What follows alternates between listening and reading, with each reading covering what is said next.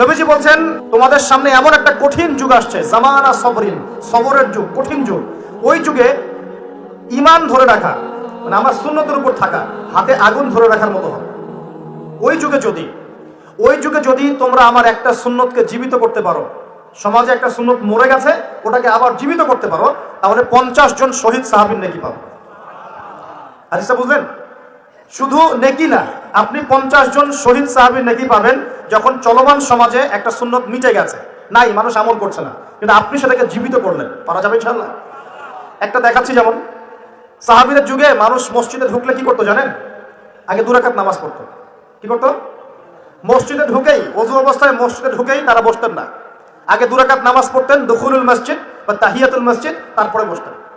আর নবীজি বলেছেন কিয়ামতের আগে আগে এই দুখুলুল মসজিদ, তাহিয়াতুল মসজিদ, এই নামাজটা উঠে যাবে। উঠে যাচ্ছে না আস্তে আস্তে। মসজিদে ঢুকলে মানুষ ধাপ করে বসে পড়ে, তাই না? মানুষ ভুলেই গেছে এটা সুন্নত। এখন আপনি যদি এই সুন্নতটাকে আবার জীবিত করতে পারেন, ইনশাআল্লাহ 50 জন শহীদ সাহাবীর নেকি পাবেন।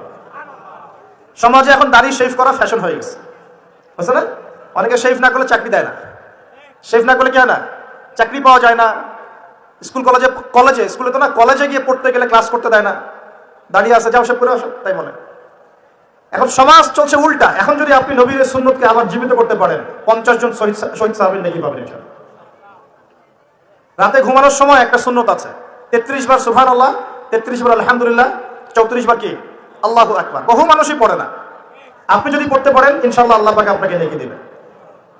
সমাজে বহু মানুষ চুল একদম এখন মেসি রোনাল্ডো কাট, তাই না? মেসি কাট আর রোনাল্ডো কাট। আর আমি সিলেট অঞ্চলে দেখে আসছি এখন লন্ডন কাট, 2 পাশ ছিলে মাঝখানে চুল, লন্ডন থেকে শিখে আসছি। এখন চুলেরও কিন্তু সুন্নত আছে, আছে কি নাই? দাড়ির যেমন সুন্নত আছে, চুলের সুন্নত নাই। একদম সামন পিছন সমান করতে পারেন, অথবা যদি চুল নাই থাকে তাহলে চুল মাথা মুন্ডন করে রাখতে পারেন। অনেক সাহাবীর মাথা মুন্ডিত ছিল। আবার অথবা কানের লতি পর্যন্ত বা কাঁধ বাবড়ি রাখতে পারেন। এটা চুলের সুন্নত হলো কিনা? এখন সমাজের সব মানুষ এই সুন্নতটাকে ভুলে গেছে। আপনি সুন্নত মনে করে রেখেছেন, ইনশাআল্লাহ আপনি নেকি পাবেন ইনশাআল্লাহ। এরকম অগণিত সুন্নত আছে, অগণিত, যেগুলো আমাদের সমাজ থেকে আস্তে আস্তে উঠে যাচ্ছে। আমি খুব দুঃখের সাথে বলছি, অনেক মসজিদে ফরজ নামাজ পড়ার পরে আমরা কি করি? আল্লাহুম্মা আমিন বিরহমাতিকা ইয়া আরহামার রাহিম, ব্যাস উঠে চলে গেল, তাই না? উঠে চলে যায় না? তারপর স্যান্ডেল নিয়ে বাইরে চলে যাও। অথচ সালাম ফিরানোর পরে একবার বলতে হয় আল্লাহু আকবার। কি বলতে হয়? 3 বার বলতে হয় আস্তাগফিরুল্লাহ, আস্তাগফিরুল্লাহ, আস্তাগফিরুল্লাহ। বলতে হয় আল্লাহুম্মা আনতাস সালাম ওয়া মিনকাস সালাম তাবারাকতা ইয়া যাল জালালি ওয়াল ইকরাম। একবার পড়তে হয় আয়াতুল কুরসি, 33 বার সুবহানাল্লাহ, 33 বার আলহামদুলিল্লাহ, 33 বার আল্লাহু আকবার, তারপর কালিমা শাহাদা। এরপর সূরা ফালাক একবার, সূরা নাস একবার, ইখলাস একবার। আরো তো অনেক দোয়া আছে। আল্লাহুম্মা লা মানিআ লিমা আ'তাইত ওয়া লা মু'তিয়া লিমা মানা'ত ওয়া লা ইয়ানফা'ু যাল জাদ্দি মিনকাল জাদ্দ। পড়তে হয় আল্লাহুম্মা ইন্নী আউযু বিকা মিনাল হাম্মি ওয়াল হাযান ওয়াল আজজি ওয়াল কাসালি ওয়াল বুখলি ওয়াল জুবন ওয়া দালা'id দাইন ওয়া গালাবাতির রিজাল। পড়তে হয় আল্লাহুম্মা আ'ইন্নী আলা যিকরিকা ওয়া শুকরিকা ওয়া হুসনি ইবাদাতিক। আর অনেক দোয়া আছে। দেখেন তো, মোনাজাত করেন, আমি তো না করছি না, আমি তর্ক করতে আসি না এখানে, এটা নিয়ে আমি ঝগড়া করতে আসি।